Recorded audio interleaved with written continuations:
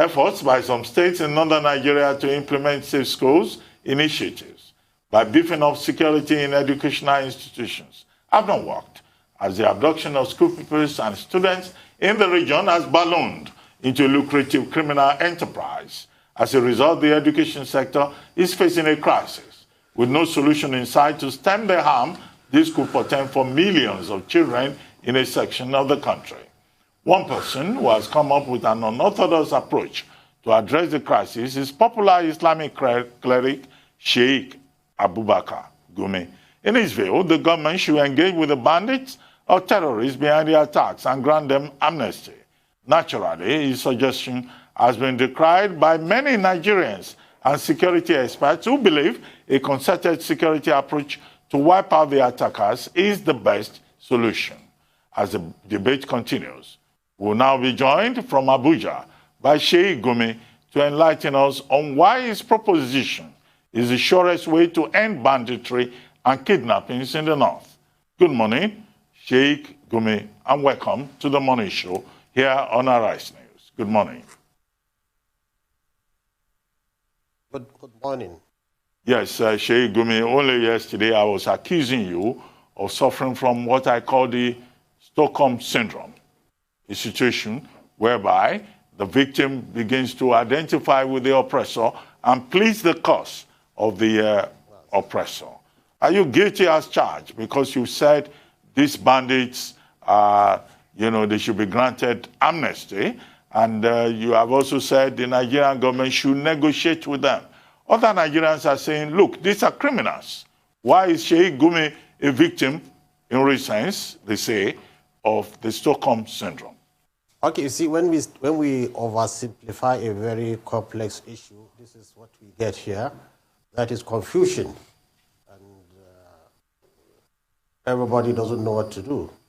I can say there is really disorder in our reaction to this banditry. What we call banditry, actually, when you cross the ISIL and go to the other side, you find that Nigeria is fighting a tribal war. And the government is supposed to be the mediator, it's supposed to be neutral, it's not supposed to take sides. So the moment the government takes sides, it becomes part of the conflict. And this is what I saw in Zamfara State, in Niger State and other states. This is a tribal war going on, and with the government taking one side. So I realized that if you can cross to the other side, listen to their grievances, and understand their agitations, the government can easily, in a very short time, cure this problem we are having. When you said these bandits are committing crime, yes, I agree they are committing crime. They're killing people, they are kidnapping, they are raping, they are doing all sorts of atrocities.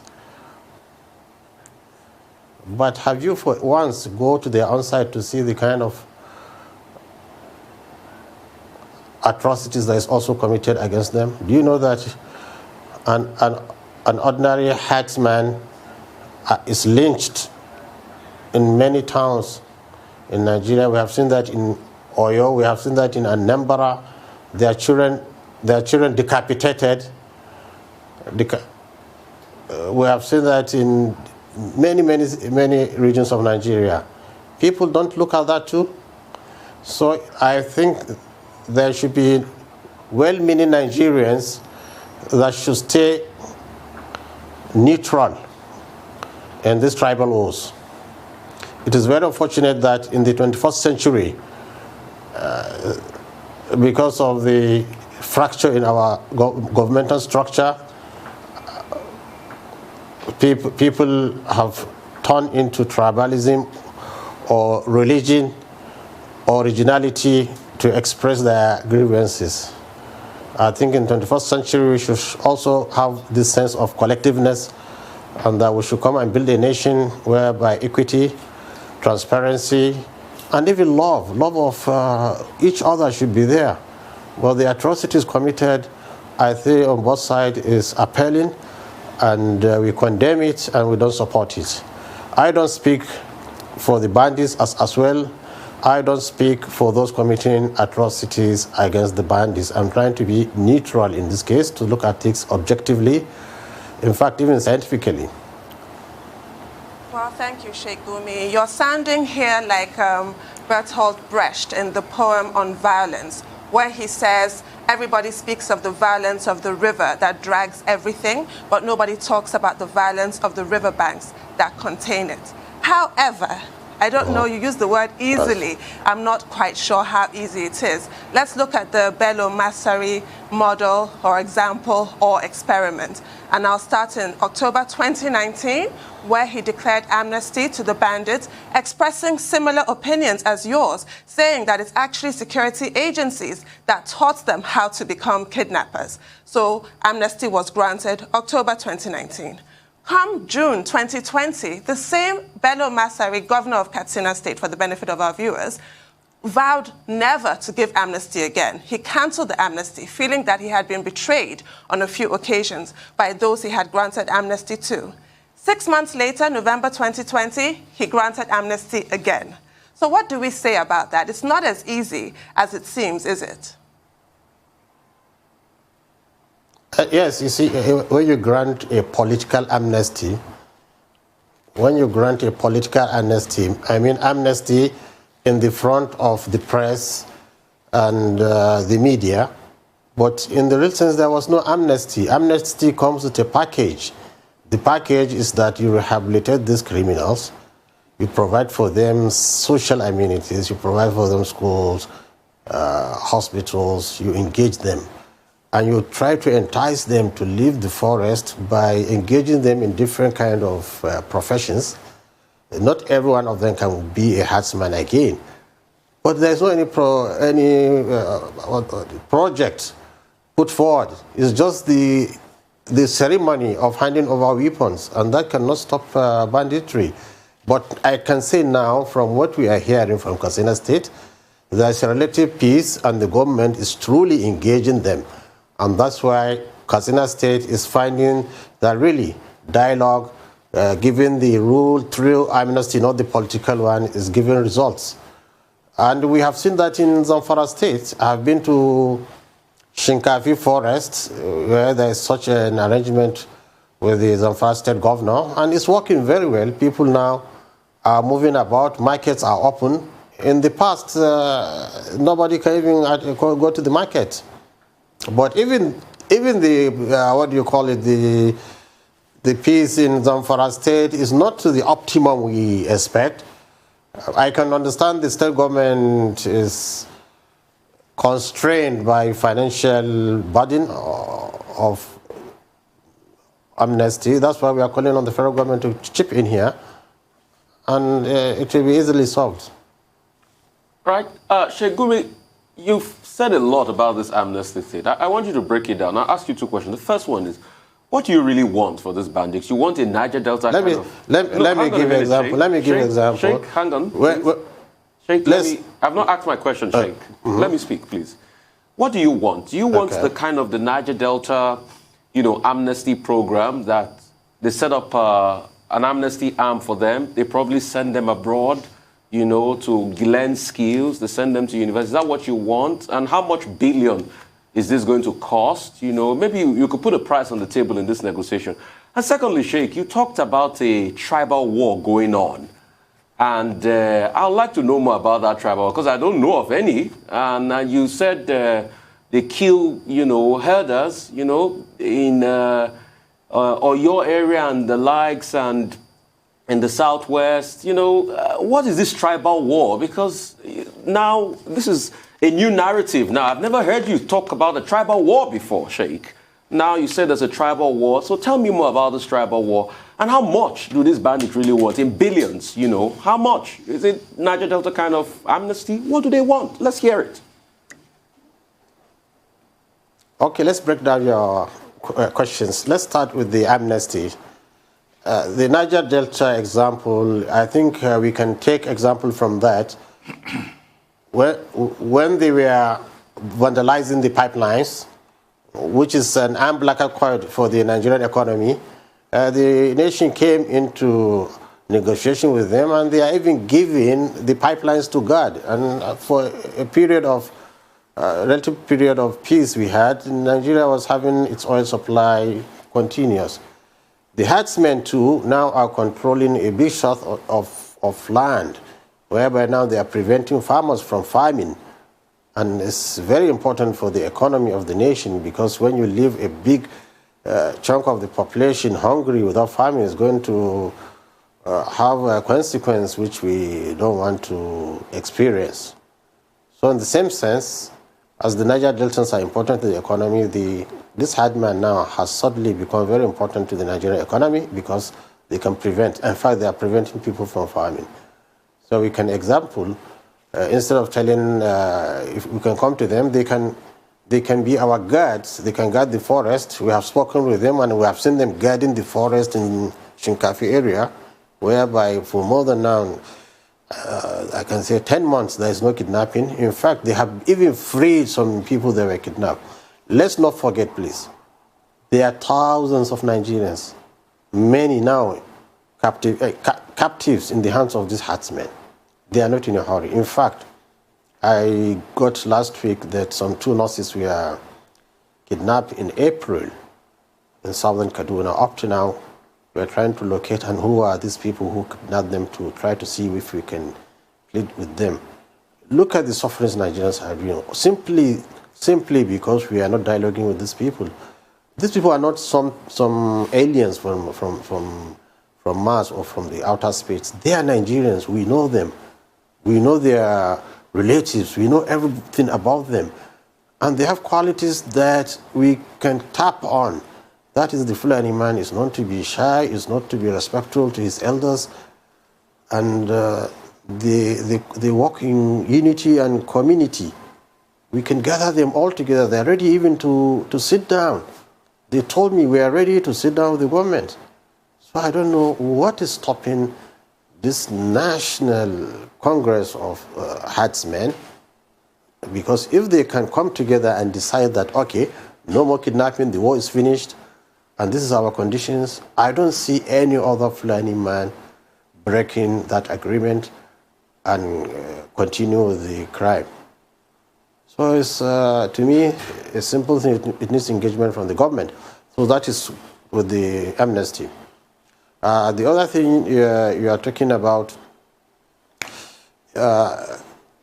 you see, I have been saying it's an ethnic war, and I think people didn't understand me, because in Nigeria, we don't consider ethnicity really, we don't understand it.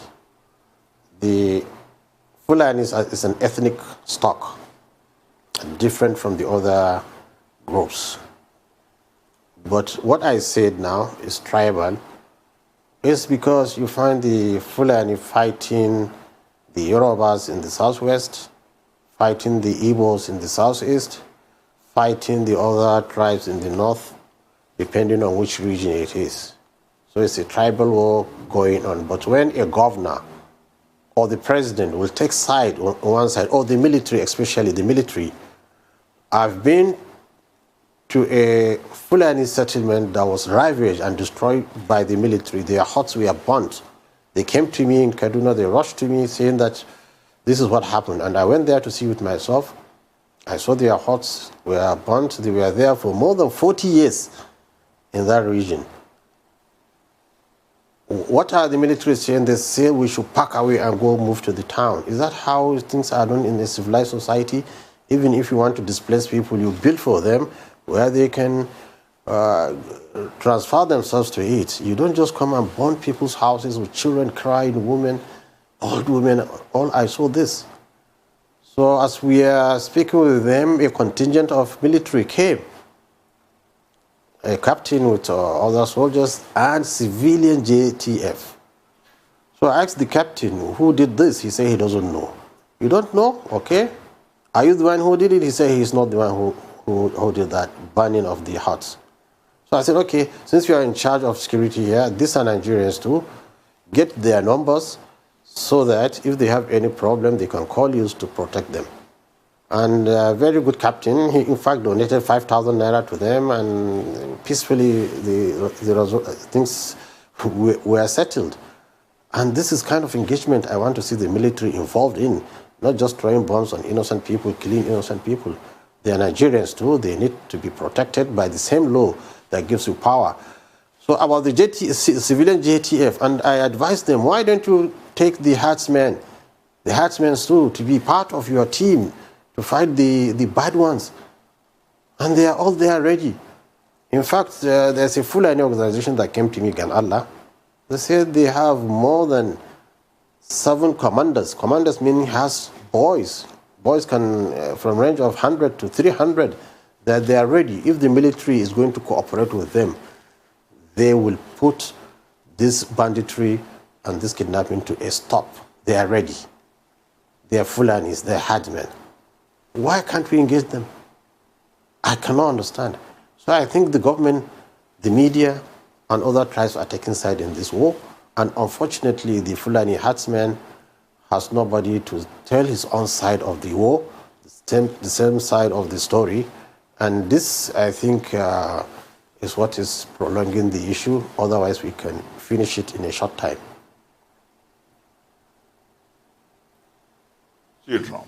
I'm not convinced that you actually answered that question. You sidestepped it. But I would like to ask you for... Which question is that? Maybe I forgot the question. Yeah, about identifying with the oppressors, with the, those who are causing, mayhem within the country and trying to promote and defend their interests. But I would like, for the purposes of clarification, for you to tell us which group exactly are you, asking the Nigerian government to negotiate with? Is it Boko Haram or bandits without label, or the Islamic State of the West African province?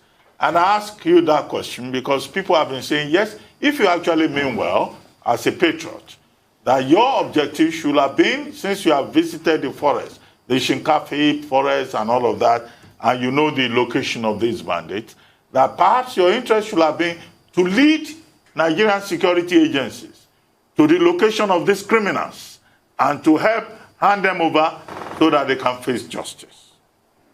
But in this case, you are not defending the Nigerian state, you are defending the bandits. No, this is the oversimplification of a complex matter. How? You see, Shekau has been causing menace in the country for more than 10 years, and the military could not kill him. But the ISWAP, a splinter group from Boko Haram, were able to eliminate him. So is the case with the Herdsmen. We can use them to suppress the criminals among them. In the same way. And we all know at a point the Boko Haram wants a dialogue with the Nigerian government. In fact, they were even suggesting the present president to be the man they trust that can negotiate well for them at a point. And the former president, Olusegun Obasanjo, has tried also to broker peace with the Boko Haram. But he didn't get the cooperation of the government then. So it's a story that has been there. Government doesn't want to recognize that there's agitations. Even with the IPOB, if I'm a government, I will go and call them, let's sit down. What is your agitations? Why are you carrying weapons against your own countrymen? So as we can do with that, we can do with the Herdsmen too. Let's negotiate.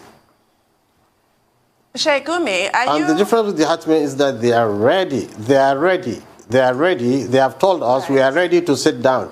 Even if we had the latest release by these people that kidnapped the federal government college students, I saw things which maybe only experts know here. that the herdsmen now are slowly becoming radicalized in a terrorist form, I mean religiously, and this is a bad omen for us. Because when a criminal will come out reading religious texts, trying to justify what he's doing, then such people are even more difficult to convince. And I've been warning, I've been saying this. Let's go and get them before the evil forces, capture them. Right, Sheikh Gumi, but surely it's a false equivalence to bring up IPOB and the Niger Delta because they were not kidnapping school children. The unspeakable cruelty to children, defenseless children, shows such a deep depravity. And these are the people that you're suggesting that society should just embrace. You've even suggested that some of these people should be made security at said schools, similar to letting a fox guard the hen house. Okay. And we all know, may I finish, Sheikh Gumi? Let me explain to you. Let me explain to you that. Let me explain to you. I want to finish my question, if I may. If I may finish. We all know, don't we, that animals, once they've tasted human blood, become more dangerous. How can people who have discovered this lucrative kind of entrepreneurship, the sickest and most depraved kind, be expected to just go back and get a regular job guarding a school? Okay, you see, when you ask a battery of questions, how do you expect me to convince you? Let me step one by one. IPOB is attacking the police, is attacking the army, is attacking INEC, government institutions, killing our men in service. And the herdsmen are kidnapping children, not to kill them, to get money. So how can you compare somebody who's killing our gallant men in the armed forces directly, attacking them, to somebody who's kidnapping children to make money, not to kill them? Look, we need some fairness in what we are doing. Students and were when we say herdsmen, look, herdsmen. Students were murdered. Let's finish. By literal studies in universities, they say there is 9.5 million nomadics, pastoralists, and herdsmen in the forest. So when you have some few thousands are kidnapping, you can't generalize and say all herdsmen are bad. In fact, the herdsmen are the first victim of these criminals among them. And they are ready to cooperate with the government. They just need the support. They don't want profiling. When you see a herdsman, you say it's automatically is a criminal. So with good engagement by the government, this case, I see it as easy as drinking a cup of tea, really. All right. Sheikh Gumi, you can see it as easy as drinking a cup of tea, but you are not the parent of a child, a 3-year-old child that died in the bush, you know, and only the crime the child committed was to pay 200 naira to go to the Islamiyah school in Tegana. You're not the parent of that child. So it's easy for all of us to say it's easy as drinking a cup of tea because we're not receiving, we're not on the receiving end. No, hang on a minute, Sheikh. I consider them my children. But if you can, wait, let me come in here. Sheikh, I don't want you to say so much about me complaining. I'm the one asking the question, not you. Let me ask the question, yes. Sheikh. That brings us to the question, Sheikh. Okay. You were captain in the Nigerian army before you left. You served in the military. You suffered for this country. Yes. You wore the khaki of the army. You swore allegiance to this country. But now, you are speaking for a group that is threatening the sovereignty of this country. Sheikh, where does your loyalty lie? To Nigeria, the country you swore allegiance to as a captain in the military? Or to people that want to destroy the sovereignty and the unity of this country? Where do you lie, Sheikh? Yes, my allegiance is to the Nigerian people, to the my allegiance to the Nigerian government, but I will not accept criminality, whether it's from the military, whether it's from the government, whether it's from the individual Nigerians or tribe or group. I am against criminality from whichever quarter it comes from. And the picture you just show, the latest picture of the kidnapped students, when you look at the kidnappers too, they are children like them. The difference is that the government has allowed those other children, uneducated, and they are left to fend for themselves, to buy weapons to protect themselves, to buy weapons to terrorize the nation. Why is they on school? Why are they not in school? Look at them. They are all children of the same age. So this is what I'm saying. Let's go into the bush. Get these boys out of this criminality. Build school for them. Embrace them as Nigerians. Show them the bad ways they are doing. We should not allow evil forces to take over our own people. This is what we are saying. Well, Sheikh, I get your point. But the question people are asking is that as a man who once swore to defend the integrity of Nigeria, why are you, in terms of your peace-building, peacemaking efforts, concentrating only on one part of the country? Why have you not visited the East? Okay. Where people also have issues? Yes, yes. Very good. Why have you not visited Ibarakpa local government in the southwest part of the country? That's the first question. The second one is, could you enlighten us about your collaboration with President Olusegun Obasanjo and how both of you managed to get some of the kidnapped students rescued in one instance? Okay, just this week, we are making arrangements really to go to the southwest, gather the herdsmen and civilize them on how to live in communities where they are not indigenous there. The arrangement is already completed. It is just unfortunate that we are not able to. The situation in the north is very hot. That's why we are engaged so much in the north, trying to quench the fire. And you know, we're not an authority to say that we have that resources or we that have mobility enough to say we can go around the country. But it's in the pipeline. We want to go to the southwest, get them, civilize them, show them how to behave, and also how to channel their grievances if they have any. It's all in the pipeline. As for Chief Olusegun Obasanjo, actually, there is a Fulani leader who gave me some papers in confidence. But unfortunately, a week after that time, he died. So I felt obliged to continue what he started with Chief Olusegun Obasanjo.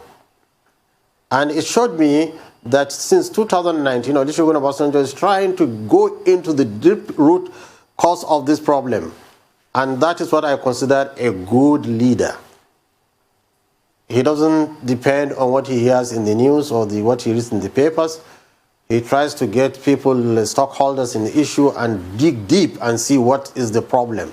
So they had 2 consecutive meetings with Fulani herdsmen leaders, and I felt that initiative should be continued. And I found the chief very passionate about Nigeria, and he's a peace seeker, and also intelligent, you know, because he's looking at the root cause of issues, not the superficial things we hear in the newspaper. And I think cooperating with him is a great pleasure and honor for me. Right. You've made your views about the media quite clear, but I have to quote a media report now that's claiming that you're making efforts to secure the release of the students from Tegina, but that the bandits are adamant that they must have the ransom paid to them. It's been now reduced to 150 million, which goes back to my earlier point that they have tasted blood. They now want cash, the big bucks, essentially. Now, with your idea of amnesty for them and trying a conciliatory approach rather than an aggressive stance, how are we sure that when other disgruntled groups and factions, because let's face it, we've all been sorely provoked by the Nigerian state, when they see results happening for other people, who is to say that they don't start grabbing children themselves?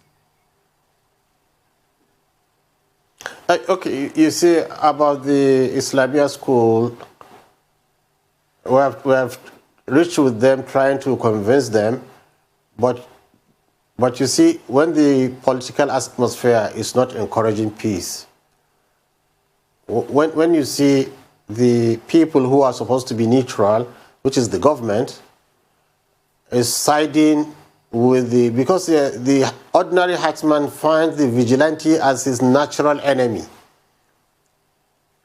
Because they have been killing them through extrajudicial killings, lynching them, killing them in markets. So when they see a governor aligning himself with the vigilante groups, automatically they term the government as an enemy to them. So what we are saying is that government now should look at this as people fighting. It's either fighting between Fulani and the Hausa, Fulani, Nupe, Fulani, Yoruba. They should look at it that way, and they can really broker peace. They can come in the middle. If there's assurances, I'm telling you, these people will release all their captives. Where they camp, one of the herdsmen commanders stood and said, if this peace is serious, then they too, meaning the herdsmen, should all release all the captives, the thousands of captives in the bush. And when he said that, all the rest clapped for him, which we saw. So they are tired. They are tired of it. They are looking at it as a war. And you from outside and the government, you are looking at them as criminals. And they even told us, they say we are criminals. Well, we accept we are criminals, but they know what they are doing. Okay. So I think it's time to put a bridge and cross over and see where we can broker peace, release our captives. And they too, they are asking that we have a list of captives with the authorities. If they are released, we are going to release others. Okay. I mean, thank you so much, Gumi. I'm happy that you've been able to confirm to us that these bandits still see themselves as criminals, because initially you told us in the media not to call them criminals. So I'm happy you've been able to make that point clear. But Sheikh, I deliberately asked you a question earlier on, that where does your allegiance lie? And you said with Nigeria. Confirm for me, like some governors have been saying in the north. Hang on a minute, Sheikh.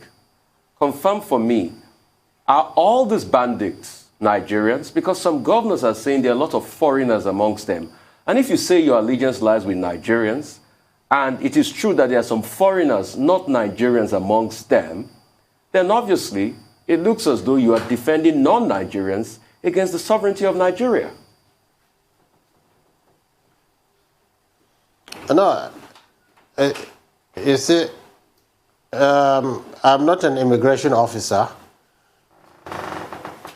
to know who is a Nigerian or not by mere looking at him. And I'm not trained to identify Nigerians from non-Nigerians. But the people we saw in the bush are Nigerians. In fact, most of the times, their cousins, one of them, even his own father was there. So, to us, they are Nigerians. And what I said, I am for Nigeria and for the truth and for the justice.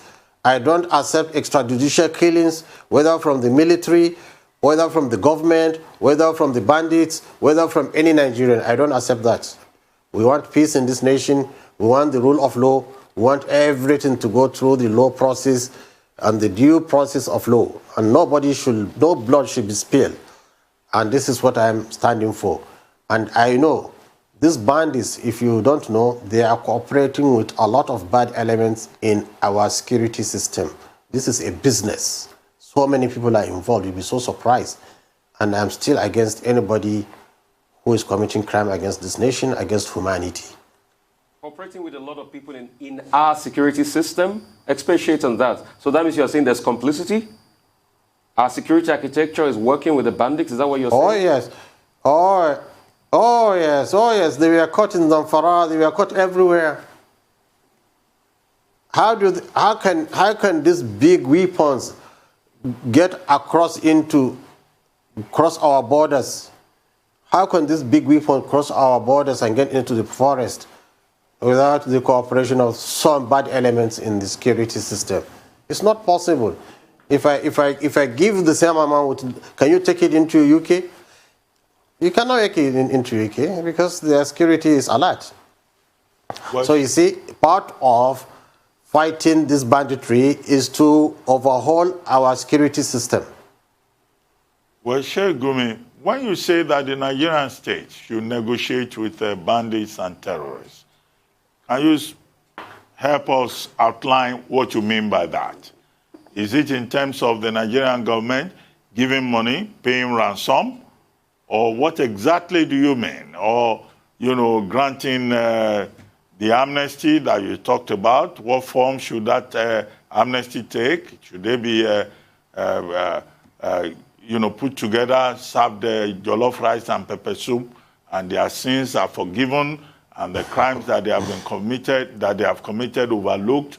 What exactly do you mean? Because I'm sure even the Nigerian government, hearing from you, they really don't know exactly what you are recommending.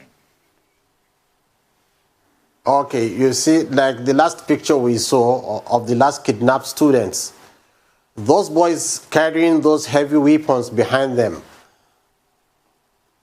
I want them to be in school.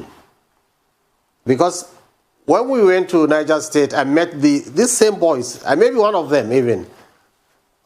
I told one of them, look, I'll bring you to school in Kaduna. Do you want to come to school? He said, yes, he wants to. These boys, you see, they want to go to school. So if the government will give me a free hand, I can remove those weapons from them, put them in school. But if I go there and say, bring your weapon alone and remain in the bush, definitely he will get another weapon. And definitely he will kidnap another person. You can't leave a human being so illiterate in this hard time of economic hard time and expect him to behave well. From where is he getting his morals? From where? Indeed. Well, you've spoken of the tension. What I want the government to engage them. Right. I thought look at their teacher. Sorry, do go ahead. So this is what I want. The amnesty I'm talking about is not dashing money to them at all. This same commander, Dogo Gide, that took these boys, he gave us his conditions for peace. Number one, he said, if once there is vigilante, he said, I will promise you, but once there is vigilante, I will never agree to any peace agreement. So when we went to the governor, we said, okay, why don't you disband vigilante and turn them into civil defense? Let them have a uniform, let them be trained, let not them be seen as vigilantes, because the herdsmen will never agree to do eye to eye with them. Secondly, he said, they agree to protect the forest, no any case of kidnap will happen, and that if there is a 3 months of peace, then the government should come in and build a hospital for them. He mentioned hospital. And he said after another 3 months, they should come and build school for them. And that they should release all their prisoners. And they are ready to release everybody. These are the conditions he told us. So I don't know why we cannot engage them. They are not like the others that are bent on destroying the Nigerian sovereignty. No, they are willing to sit down. Even this, the latest one here, I have tried to contact the governor and to get a word from him that, look, why don't we arrange and sit down and see and talk to these men to release these children, and that we should see what they want. If schools is what they want, we get schools for them. Because as I'm talking now, in this Kagorko area, we are building a school now. And we found that some herdsmen are even coming around the school trying to settle down. So when we ask them, why are you coming to settle down here? They say, we don't want our children to be like us. I want children to be educated. So Nigeria should take this. Let's educate all Nigerians. This kidnapping and terror will come to a knot, inshallah. Well, thank you very much, Sheikh Ahmad Gumi, for this opportunity to have this conversation with you. But personally, I'm not convinced that you have been able to convince Nigerians that your interest is Nigeria and not the North or a particular ethnic. Okay, but there's one thing. Let me tell you one thing. Let me tell you before you closed. I think when you are in Aso Rock, I remember when you were in Aso Rock, You have to call me out, Sheikh. I was saying that both Jonathan and Buhari should not contest, and we should have a blank page for Nigeria. And now Nigerians are agreeing with me.